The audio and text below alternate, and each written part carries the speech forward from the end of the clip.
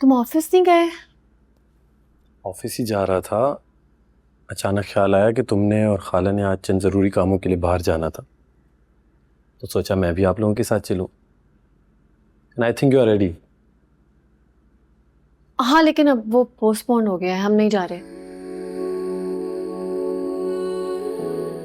अम्मी की तबीयत बिल्कुल ठीक नहीं है, उन्हें दवाई दे के सुलाया है, तो बस यही बात है। मैं तुम्हारे लिए चाय बना कर लाती हूँ। रुको,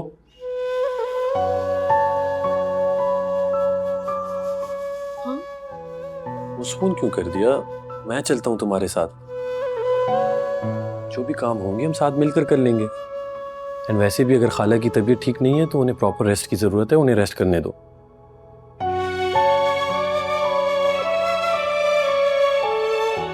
क्या हुआ, क्या सोच रही हो?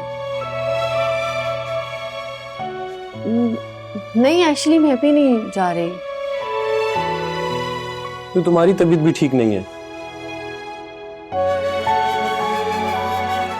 लगता है मैं आज हॉस्पिटल आ गया हूँ, सब बीमार हैं यहाँ पे। सॉरी, मजाक कर रहा था।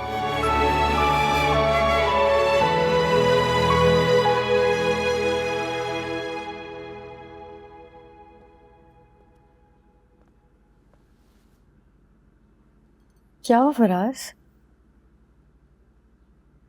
क्यों परेशान लग रही हो?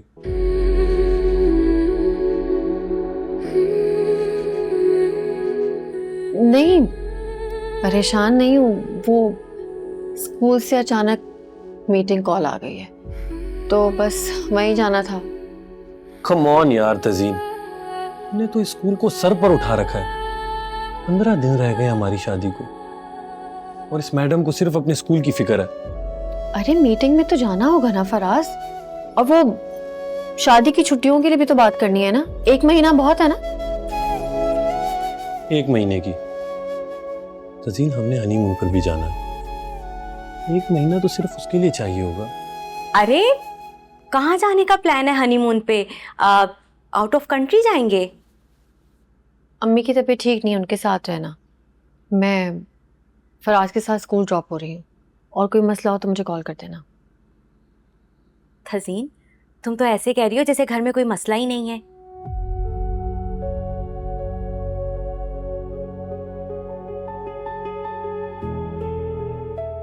फराज उठे, चले, एसी चलाए ना गाड़ी का, गर्मी बहुत है। मैं आती हूँ दुपट्टा और बैग लेके, बल्कि चले साथ ही चलते हैं। आप चले? चले। हाफिज। बाय।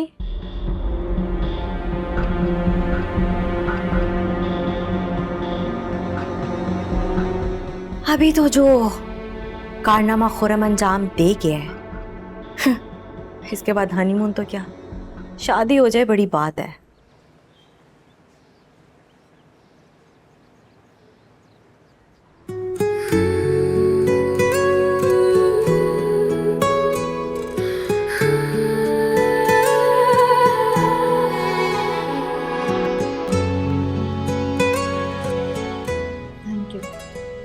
थैंक यू मुझे ड्रॉप करने के। माय प्लेजर मैम, ऐसे भी I am your cab driver. अब पैसे ना मांग लेना मुझसे। इस खादिम की इतनी मजाल, कहे तो गाड़ी भी रख ले। नहीं, bye. Take care.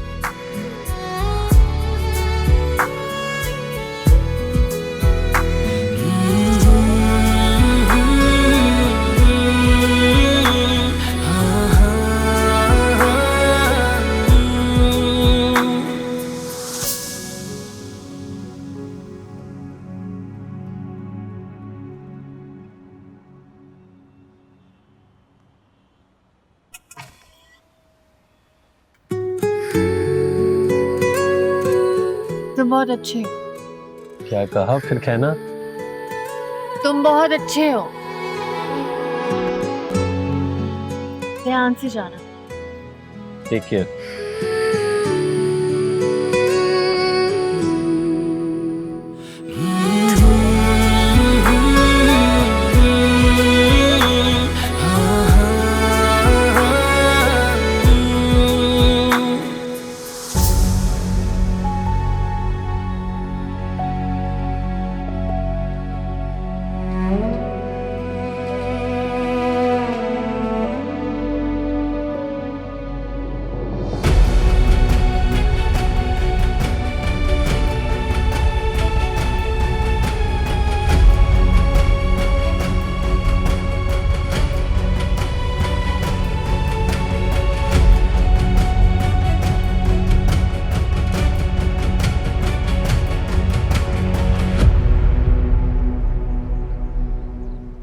Thank you so much, आप बच्चों का बहुत ख्याल रखती हैं।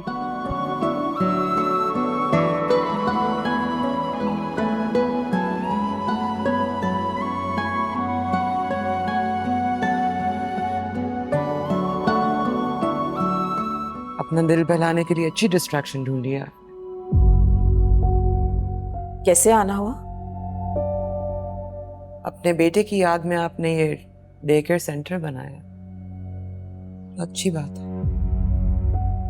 मैं तो बस आपसे ये दरखास्त करने आई थी कि प्लीज मेरे शौहर को माफ कर दें। तुम्हारा शौहर वो बाद में है शैला, पहले वो मेरा भाई है। जिम्मेदारियां तो सारी मुझ पर ही है ना, तकलीफ तो मुझे ही उठानी पड़ती है। अच्छा, तकलीफ सहने वालों के चेहरे अगर ऐसे तरोताजा और रोशन होने लगे तो फिर हक छीनने वालों के चेहरे कैसे होंगे? अच्छा, मेरे भाई को मुझसे मसला क्या है? रजा की जिंदगी का सबसे बड़ा मसला मुहतशिम है। शुरू से उसकी परेशानी ने रजा के सुकून को, की खुशियों को बर्बाद कर दिया। मुझे तो ये डर है आपा कि किसी तरह सी परेशानी की वजह से रजा को कुछ हो ना। अल्लाह ना करे कि मेरे भाई को कुछ हो। मोहतशिम को तो तुमने मक्खन में से बाल की तरह निकाल के बाहर फेंक ही दिया है। अब तुम्हें रजा से क्या मसला है? माफ कीजिएगा आपा, मसला मुझे नहीं है, मसला रजा को है। शायद उन्हें अपनी मरूमा बीवी से किए गए वादे सताते हैं। खैर, जो भी है वो अपने बेटे के लिए कुछ करना चाहते हैं। तो करने दो, तुम रुकावट क्यों बन रही हो? रुकावट आप बन रही हैं। आपने मोहतशिम के दिल में इतना जहर भर दिया कि वो अपने बाप से दूर हो गया, अपने बाप को अपना दुश्मन समझता है। हर वक्त वो रजा को टॉर्चर करता है, कभी किसी तरीके से, कभी किसी तरीके से। एक बात बताएं आप, कि नफरत के बीज बोकर आकर आखिर आपको मिलता क्या है? मैंने नफरत का बीज बोया है? या तुमने रजा को मोहतशिम का ख्याल रखने से रोका है, उसे उसका हक देने से रोका है? आ गई ना दिल की बात जुबान पर।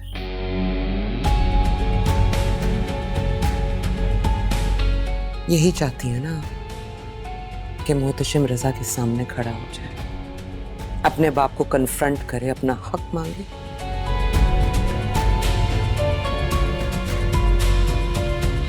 लेकिन शायद आप ये बात भूल रही हैं कि उन तमाम चीजों पर मेरा और मेरे बेटे का भी हक है, और ये हक मैं आपको इतनी आसानी से छीनने नहीं दूंगी।